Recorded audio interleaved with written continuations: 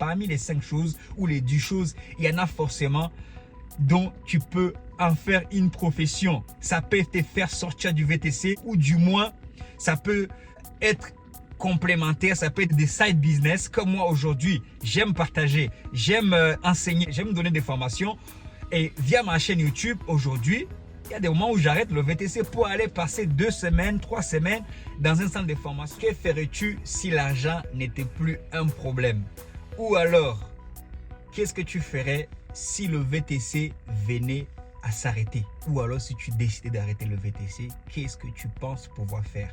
Tu peux noter 5 réponses à ces 2 questions et à la fin de la vidéo, je vais te proposer quelque chose et tu me diras ce que tu en penses parce que c'est une question que tu devrais vraiment te poser si actuellement tu travailles à ton compte. Donc écoute mes 5 réponses et à la fin je te dis comment tu prendre, non seulement pour que l'argent ne puisse pas t'empêcher de faire ce que tu voudrais faire ou encore pour que tu puisses te préparer à changer de métier ou alors à te donner plus d'options, n'est pas juste compter sur le VTC. Cette question m'est venue pendant mon séjour à Kigali où je me suis dit mais qu'est-ce que je pourrais faire si l'argent n'était plus un problème ou alors qu'est-ce que je peux faire si le VTC venait à s'arrêter. Et je me suis dit il serait pertinent de partager ceci avec un entrepreneur, une personne qui travaille à son compte et ça pourrait l'enrichir et ça pourrait lui donner des idées de se préparer justement à vivre comme si l'argent n'était pas un problème. Donc pour ne rien manquer, reste jusqu'à la fin.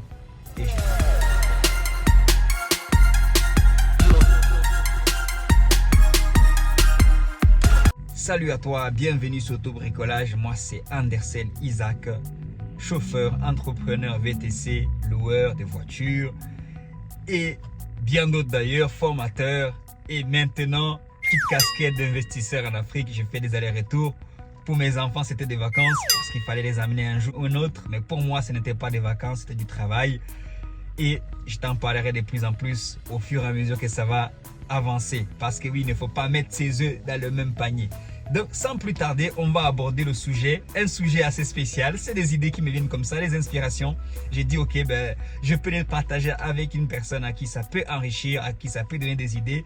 Moi, en ce qui me concerne, la première réponse sur la question, qu'est-ce que je ferais si l'argent n'était plus un problème? J'irais passer plus de temps, j'irais passer au moins 3 ans en Afrique. Oui, c'est ce que je ferais. Parce que j'ai vu que ça me faisait beaucoup du bien. Ça me faisait beaucoup du bien de me retrouver dans un endroit où je ne suis pas une minorité. Ne l'interprétez pas mal. Ça ne peut même pas s'interpréter mal en fait. Parce que si tu es même, quelle que soit ta couleur de peau, si tu vas passer beaucoup de temps dans un endroit où tu ne vois pas beaucoup de tes semblables, ça va quelque part ticter dans ton esprit. Tu dis que non, tu vas te sentir étranger et ce sentiment n'est pas anodin. Et on vit avec, bien sûr, il n'y a pas de souci, hein, c'est pas la fin du monde. Mais moi, ça m'a fait beaucoup du bien. Et sachant que c'est pas une première d'ailleurs parce que ça fait 3 fois que j'y vais sur 2-3 ans. Sur 2 ans, je suis allé 3 fois et avant ça, j'y allais pratiquement pas au fait.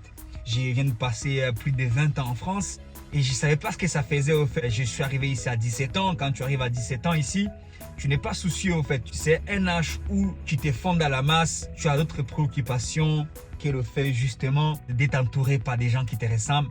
Mais moi concrètement, le fait de retourner parmi les miens, un endroit où tu te sens pas étranger tout simplement, ça m'a fait beaucoup du bien. Et ça c'est moi, je sais pas si c'est d'autres c'est pareil. Donc ça c'est une des choses que je ferais, mais pas qu'en Afrique, mais je voyagerai tout simplement un peu plus. J'irai découvrir d'autres cultures, d'autres personnes, d'autres façons de penser et ça me ferait beaucoup du bien et c'est la chose numéro 1 que je ferais. La deuxième chose que je ferais, ça serait lire au moins un livre par semaine. Parce que quelqu'un a dit, le succès laisse des traces. Le succès laisse des traces, c'est un adage qu'on dit souvent. Et ces traces se trouvent où? Ces traces se trouvent dans les livres ou alors des vidéos YouTube ou alors des podcasts ou alors des livres audio tout simplement. Je lirai plus et j'écouterai plus de vidéos. Les vidéos, je les écoute pas mal parce que je trouve un moyen de les écouter pendant que je suis au volant. Et ça me fait gagner du temps. En 3 ans, depuis 2020 à 2024, bientôt 4 ans d'ailleurs, ça m'a fait grandir à un niveau pas possible. Et je peux imputer mon futur succès et mon succès actuel à ma capacité à lire ou à apprendre ou à écouter des vidéos. Et donc, si l'argent n'était pas un problème, si je ne devais pas sortir et prendre mon volant pour faire du VTC, je resterais dans ma chambre et je lirais à fond. Je lirais au moins un livre par semaine. Pour l'instant, je suis en moyenne à un livre par mois et c'est très peu pour moi. C'est très peu. Bon, je veux dire 2 livres parce que quand je dis un livre, c'est le livre papier. Mais si j'aimais les podcasts que j'écoute, je suis à facile aussi quand même à un livre par semaine. Pour moi, j'ai pas des livres papier. Parce que oui, je mets un point sur du livre papier. Tu lis tout simplement parce que c'est différent de lire et d'écouter. Donc, je lirai un livre, j'apprendrai le secret de ceux qui réussissent, de ceux qui font des entreprises. J'apprendrai parce qu'il y a dans tous les domaines. Aujourd'hui, j'ai des livres des vendeurs de voitures. Des gens qui ont vendu, qui ont reçu des trophées pour avoir vendu plus de voitures à un moment donné. J'ai lu des livres sur des personnes qui n'ont pas fait le collège ni le lycée, mais qui sont devenus millionnaires, des Américains. Et après, ils se sont formés autrement, bien sûr. Ils se sont retournés à l'école après. Je prendrai le temps à lire et à me former si l'argent n'était pas un problème.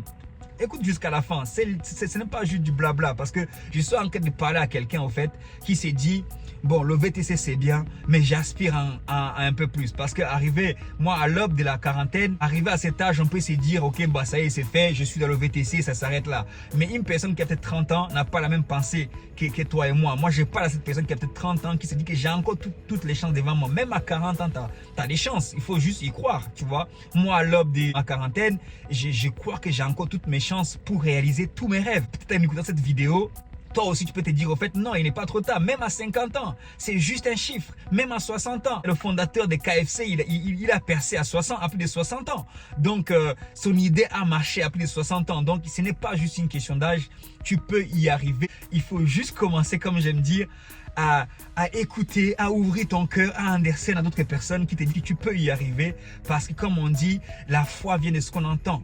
Et oui, et là, ce que tu entends, c'est de la parole, tu vois. Et c'est quand tu entends quelque chose, c'est parce que tu me vois faire du VTC dans un van, que je te dis que c'est possible pour toi, que tu vas te dire, en fait, moi, ma prochaine étape, ça sera m'acheter un van. Et comme ça, je vais commencer à avoir des courses à 15 € ou d'avoir des courses à 9 € ou à 10 €. C'est un exemple parmi tant d'autres de ce que ta foi va grandir, ta foi va venir de ce que tu vois et de ce que tu entends. C'est pour ça que moi, je suis là pour partager avec ceux qui veulent entendre, bien sûr, mon expérience. Et je sais que ça peut enrichir, et ça a déjà enrichi beaucoup de gens. Donc ça, ce que je fais, c'est pas juste des blabla, c'est des choses pratiques. Et je te dis qu'à la fin, je t'ai fait une promesse. Je te dirai comment tu vas commencer dès aujourd'hui à vivre comme si l'argent n'était pas un problème. Et la troisième chose, pour finir vite, j'en ai fait 5, ça finit vite. La troisième chose, passer plus de temps avec ma famille, ça c'est évident. Si l'argent n'était pas un problème, je passerais plus de temps avec ma famille. J'étais à Kigali, c'est la première fois, je crois, en 10 jours où j'ai passé le plus de temps avec mes 2 enfants. Ma fille a 7 ans, mon fils a 5 ans. Et je me dis non, je ne dois plus attendre. Parce qu'à chaque fois, même quand on allait sur la Côte d'Azur, des fois je les laissais et j'allais travailler. Mais là, je ne pouvais pas travailler parce que je n'ai pas mon van avec moi. Donc, j'étais obligé de rester avec eux. Et je me suis dit, non, ça c'est... Je dis, mes enfants, ma femme, c'est pareil. Et les entrepreneurs, la réalité d'être entrepreneur, c'est ça, en fait. C'est la première fois que j'ai passé 10 jours sans travailler, sans aller gagner de l'argent concrètement. Même si j'ai travaillé à mon nouveau business de location courte et durée, la sous-location courte et durée à Kigali. On décorait, j'allais à gauche, à droite chercher du matériel. Mais j'ai passé beaucoup de temps avec eux. Je passais beaucoup de temps. J'étais souvent là et avec eux, j'étais tout le temps disponible. Et ça fait plaisir, tu vois, ça fait partie, c'est normal de la liste des 5 choses à faire. Pour moi, c'est évident, passer plus de temps avec ma famille, si l'argent n'était pas un problème. Et la 4e chose, ça serait, moi j'ai pris des notes, sortir mes enfants de l'école classique. Oui, je sortirai mes enfants de l'école classique. Je suis désolé, je suis quelqu'un de très sensible. Je suis quelqu'un de très sensible car ma fille, parce que mes enfants, ils sont allés à l'école dès l'âge de 3 ans quand c'était obligé, enfin, quand c'est arrivé au moment. En gros, ils n'ont pas été à la maternelle. On s'est organisé, mon épouse et moi. J'y travaille, elle est à la maison. Et elle reste près des enfants parce que c'est un moment qui ne reviendra jamais dans la vie. Que ce soit pour elle, que ce soit pour moi et pour nous deux, c'était très important, tu vois. Et quand on les a... ils sont à l'école maternelle, mais ils ne sont pas là à la crèche plutôt, c'est ce que je voulais dire, tu vois. Et c'est à partir de 3 ans qu'ils sont allés à l'école maternelle. Et... ils ont passé 6 mois qui se sont suivis. j'ai vu tout de suite la différence. Ils ont commencé à ramener des choses, à entendre des choses qui n'étaient pas à la maison. Nous, on a une culture. Notamment, moi, je disais, à la maison, on avait choisi de parler notre langue maternelle parce que ça me tenait à cœur, ça tenait à cœur ma femme. On devait que nos enfants apprennent aussi à parler le Kinyarwanda, tu vois. C'est primordial jusqu'à aujourd'hui d'ailleurs. Quand ils sont allés au Rwanda, on a réalisé à quel point on avait fait l'un des meilleurs choix du monde parce qu'ils n'étaient pas dépaysés, ils parlaient avec tout le monde, tu vois. Et ça a commencé à se perdre un petit peu parce qu'ils passaient plus de temps à l'école maternelle qu'à la maison. Mais ça, c'est rien. C'est pas grand, ça va, on peut gérer. Mais ce que je veux dire, c'est le côté où on retrouve tout le monde. Tout le monde se retrouve au même endroit et des enfants en fonction avec des valeurs différentes. Ils se retrouvent tous. Et du coup, les enfants commencent à venir avec des mots qu'ils n'avaient jamais entendus. Ils sont choqués. Jusqu'aux dernières nouvelles où ma fille aujourd'hui, elle a 7 ans. La dernière fois, elle m'a appelé, elle a acheté mes oreilles. Elle m'a dit, un tel enfant a dit, les noirs, c'est des fils d'eux, tu vois. Et ça m'a choqué. Et je t'ai dit ça comme ça pour te dire à quel point si l'argent n'était pas un problème, je sortirais clairement mes enfants de l'école classique parce qu'ils apprennent des cochonneries là-bas. Je suis désolé, ils apprennent des bêtises là-bas au fait. Et bien, ils apprennent pas que ça. Mais ça, pour moi, c'est quelque chose qui et ça, c'est un exemple parmi tant d'autres. Depuis, je te dis qu'un tel a dit ça, un tel m'a dit ça, un tel m'a dit que j'étais moins belle parce que je suis comme ça, j'étais moins beau parce que... Et ça, c'est les enfants entre eux. Mais les enfants, ils apprennent où ça? Ils apprennent ça dans les maisons. L'enfant est éduqué, tu n'entendras jamais mon enfant dire un gros mot. Parce que moi, je ne dis pas des gros mots, tout simplement. Parce que moi, tu n'entendras pas mon enfant parler mal des attraits physiques de quelqu'un. Parce que dans ma maison, dans les conversations à la maison, je ne pointe jamais le doigt sur un tel a un gros nez, sur un tel a un pied qui est bizarre, il a des oreilles qui sont bizarres, il a une couleur qui est bizarre. Jamais. Parce que oui, l'éducation, à l'école, on apprend l'intelligence, on apprend les enfants le mathématique. Mais l'éducation, la vraie éducation, c'est fait à la maison. Et beaucoup de parents n'ont pas compris ça. Et c'est l'une des raisons pour lesquelles, si l'argent n'était pas un problème, je n'enverrais pas mes enfants à l'école classique, même s'il y a beaucoup de choses positives qu'ils auront à peine, notamment le lien social, les groupes, mais je trouverai des moyens pour les inscrire dans les associations, dans les clubs des sportifs, mais ils ne passeront pas 7 heures dans des groupes à l'école, quoi, tu vois, parce que bon, ça a du positif aussi, le fait d'envoyer son enfant à l'école, bien évidemment, je n'ai ni pas sur le positif, mais le négatif a plus d'impact sur nos enfants que le positif. Bien évidemment, il faut dire, je retire mes enfants de l'école classique pour les mettre où? Pour les laisser sans éducation? Mais non, je les paye des profs, des maîtres, des maîtresses particuliers, tout simplement. Ils aient l'école à la maison. L'école à la maison, tu trouves moins de faire l'école à la maison, ne serait-ce que pour la partie primaire, parce que c'est les premières années où tu poses vraiment les fondements dans l'enfant. Et ça a été prouvé, hein, on va jusqu'à dire c'est les 7 premières années de l'enfant qui vont jouer un rôle très important pour le reste de sa vie. Tout ça, ou alors une école privée, je sais pas, mais l'école classique, l'école publique, niet. Donc voilà, si l'argent n'était pas un problème, ça ferait partie des choses que je ferais. La dernière chose que je ferais, la 5e, ça serait, je me mettrais pas mal dans les associations qui militent pour l'égalité des races. Je sais même pas s'il y en a des associations, c'est pas le genre Black Lives Matter, même dans ces genres d'associations, tu vois, mais l'égalité des races, c'est quelque chose qui me tient à cœur. Je parle des races ou même d'ethnie. On est venus sur la terre, on n'a pas choisi de quelle couleur on va être, de quelle taille on va être, tout ça c'est un don qui nous a été attribué et je trouve très nul, je trouve très pathétique des hommes, des femmes qui s'en servent pour diminuer les autres, pour estimer que eux, parce qu'ils sont de telle race, ils sont meilleurs, ils sont plus intelligents, alors qu'il n'y a aucune étude qui l'a prouvé, et au contraire d'ailleurs. Et la 5e chose que je ferais, ça serait des associations, et dans les associations qui m'aident tout simplement, parce que c'est personnel, parce que quand moi j'étais petit, quand j'avais 9 ans, je me roulais par terre concrètement, littéralement, quand j'apprenais que mes instituteurs, mes profs, enfin mes maîtres et maîtresses se sont fait tuer, oui, se sont fait assassiner en raison de leur ethnie, en raison de leur race. Et ça, c'est quelque chose qui m'a beaucoup marqué à vie. Et moi, je pense que si l'argent n'était pas un problème, j'aurais le temps, même moi, de faire une association qui milite pour les droits pour les droits de l'homme tout simplement. Le droit d'être ce qu'on est, de ne pas être pointé du doigt. Et oui, j'ai du mal contre l'injustice. C'est des choses qui me tiennent à cœur. Pour cette raison tout simplement que quand moi j'étais petit, voilà, j'ai vu des gens se faire du mal entre eux. Parce qu'un tel, mais c'est même pas quand j'étais petit, ce qui est triste, c'est que ça s'est pas arrêté. Jusqu'aujourd'hui, qu'on soit ici en France, on subit pas mal d'injustices dues à notre couleur de peau. Notamment l'exemple que j'ai donné par rapport à ma fille qui a à peine 7 ans entend aujourd'hui, voilà, un tel c'est un fils d'eux parce qu'il est de telle couleur. Moi, c'est des choses qui m'énervent à un niveau pas possible. Je suis très sensible à ça.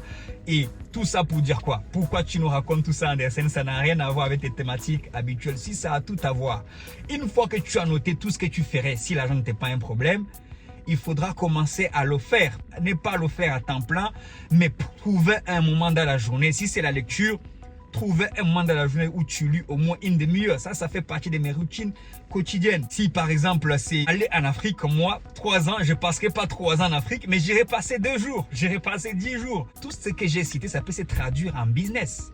Ça veut dire que ton cœur est là-dedans. Si c'est conduire, tu trouves le temps de conduire. Non, en tant que VTC, on conduit déjà beaucoup. J'aimais beaucoup conduire, j'étais fasciné par les voitures. Mais aujourd'hui, je me dis, je peux découvrir autre chose. Si c'est retourner à l'école, si c'est apprendre qui te tient à cœur, trouve un moyen de prendre les cours du soir, de retourner à l'école. Tu vois, dans tous les listes que tu vas noter, tu vas voir en vrai que tu devrais te focaliser là-dessus et trouver un moyen que parmi les 5 choses ou les 10 choses, il y en a forcément dont tu peux en faire une profession. Ça peut te faire sortir du VTC ou du moins, ça peut être complémentaire des side business. Comme moi aujourd'hui, j'aime partager, j'aime enseigner, j'aime donner des formations. Et via ma chaîne YouTube, aujourd'hui, il y a des moments où j'arrête le VTC pour aller passer 2 semaines, 3 semaines dans un centre de formation en train de donner des cours de VTC.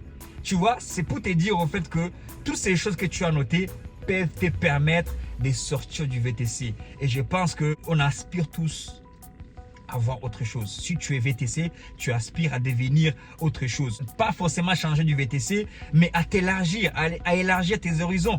La façon dont tu réfléchis quand tu as un véhicule, ça ne sera pas la façon dont tu réfléchis quand tu en as 10. Tu augmentes ta taille, tu augmentes ta responsabilité. Tu vois, la dernière fois, je faisais du sport. Par exemple, ça fait partie des choses. Je ferais plus de sport. Ça pourrait être la 6e chose. Et je faisais du sport. J'ai remarqué qu'il y a un poids où au début, je le portais tellement mal, tu vois, je faisais n'importe quoi. Même on me disait sur les réseaux, sur TikTok notamment, non, il ne faut pas bouger ton dos. Mais j'ai remarqué que maintenant, j'arrive à le porter plus facilement. Pourquoi? Parce que je me suis exercé, parce que j'ai pris le temps justement d'augmenter ma capacité à moi. Le poids n'a pas changé, mais ma capacité a augmenté. Justement, quand tu mets le focus sur les choses que tu voudrais faire, tu vas augmenter ta capacité. Donc, ça ne sera pas moins compliqué de gérer 10 voitures, mais ça sera, toi, tu vas augmenter ta capacité à toi. Toi, tu vas augmenter tes stratégies et ton intelligence et tu te rendras compte que ça sera gérable parce que tu as travaillé à ça. Tu t'es instruit, tu as passé beaucoup de temps à te former, à lire comment les autres y font. Si les autres peuvent le faire, si un tel peut gérer 3-4 voitures, moi aussi, pourquoi je ne peux pas les gérer? Si je peux gérer 6 véhicules, pourquoi je ne peux pas en gérer 12? Ou alors, pourquoi je ne vendrai pas les 12 véhicules pour me diriger vers un domaine totalement différent en fonction des choses que j'aurais notées qui me tiennent à cœur? Et c'est ça la clé. Et c'est ça le conseil que je voulais te donner pour commencer déjà à réfléchir comment aujourd'hui, si tu estimes que le VTC est saturé, comment sortir du VTC progressivement pour te diriger vers autre chose qui est plus important pour toi. Et c'est ce point, je pense que ça mérite, tu me le dis dans les commentaires, de faire une autre vidéo dédiée rien que pour ça, comment changer de métier, comment changer du VTC, comment quitter le VTC. C'est pas, ne quitte pas le VTC sur un coup de tête, comme beaucoup de gens j'ai rencontrés l'ont fait, c'est trop nul, c'est n'importe quoi, il n'y a plus d'argent, allez je te rends les clés, il y en a marre des locations, il y en a marre des leasing, j'ai fait n'importe quoi. Il faut pas quitter comme ça, ça c'est les lâches, je suis désolé, ça c'est être un lâche, ça c'est la définition même de lâcher l'affaire, parce que c'est pas manquer de respect à quelqu'un, c'est la définition même d'abandonner. Mais si tu abandonnes comme ça ton métier de VTC sur un coup de tête, tu jettes les clés par la fenêtre, tu oublies tes responsabilités, ou tu abandonnes ta famille ou tes amis, ça c'est pas la bonne façon de faire. Et tu dois le faire progressivement. Tu dois dire que ok, c'est dur, mais je reste là, mais je prépare mon plan de sortie. Et parmi les choses que tu as notées qui sont importantes pour toi, tu y trouveras justement ton plan de sortie dans lequel tu vas investir progressivement jusqu'à ce que tes revenus dans ce qui te plaît puissent venir substituer, même si c'est un peu moins, qu'est-ce que tu gagnes, mais ça va substituer tes charges actuelles, ton revenu actuel dans le VTC. Et là, tu vas quitter le métier du VTC la tête haute. Mais je pense que ça sera quelque chose qu'il faudra, sur lequel je devrais faire une vidéo dédiée à ça en particulier, parce que je sais que c'est un besoin. Si moi-même je ressens ça, c'est qu'il y a beaucoup de chauffeurs VTC que ça fait quelques années, même 1 année, 2 ans, 3 ans, 10 ans, qui aimeraient sortir de ça, mais ils sont un peu coincés, ils ne savent pas comment s'y prendre.